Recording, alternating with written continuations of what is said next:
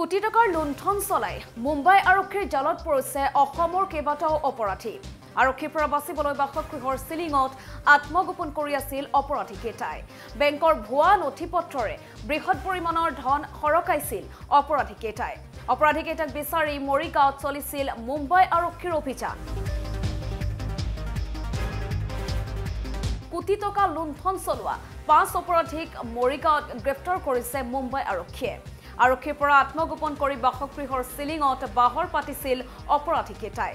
বাসগৃহৰ চিলিঙৰ ওপৰতে গোপন চিলিঙো নিৰ্মাণ কৰি লৈছিল অভিযুক্তই।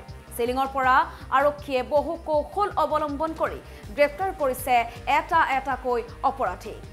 মুম্বাইৰ HSBC বেংকৰ পৰা ভুৱা নথিপত্ৰৰে ক্ৰেডিট কাৰ্ড বনাই অভিযুক্তই সৰকাইছিল বৃহৎ পৰিমাণৰ ধন।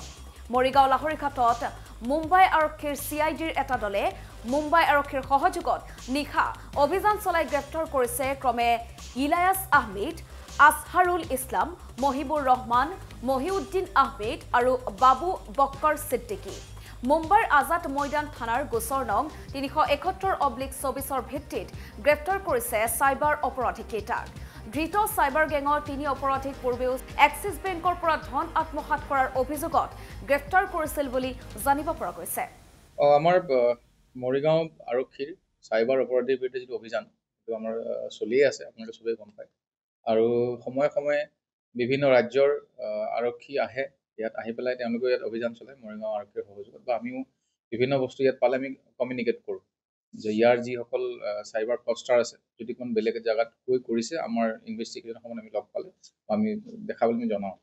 চ' ঠিক তেনেদৰে মুম্বাই পুলিচ আহিছিলে, যোৱাকালি আহিছিলে তেওঁলোক। মুম্বাই পুলিচৰ এটা CID এটা বৃহৎ টীম আহিছিলে আৰু আহি পেলাই তেওঁলোকে আমাৰ লগত কথা বতৰা পাতিলে। আৰু HSBC বেংকত আপোনাৰ এই মানে ফেক ক্ৰেডিট কাৰ্ডৰ এটা স্কেম এটা কৰিছিল। আৰু তাত যিবিলাক ব্যক্তিৰ তেওঁলোকে আমাক তথ্য দিছিলে, সেই ব্যক্তিবিলাক আমাৰ এই লাহৰীঘাট আৰু মইৰাবাৰী এৰিয়াৰ। আৰু ইতিমধ্যে আমি তেওঁলোকৰ লগত কথা বতৰা পাতি তাত আজাদ ময়দান পুলিচ ষ্টেচনত এটা কেছ ৰেজিষ্টাৰ হৈছিলে 371/2024।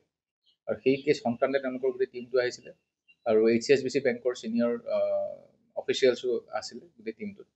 আৰু আমি যোৱাকালি এই গোটেই তথ্য পাতিবিলাক লৈ পেলাই আমি অভিযান চলাওঁ। আৰু আৰক্ষী অধীক্ষক মহোদয় তাত আছিলে। আৰু অভিযান চলাওঁতে আমি অভিযান 5জন আমি চাইবাৰ ফ্ৰডষ্টাৰ আমি ধৰিবলৈ সক্ষম হওঁ।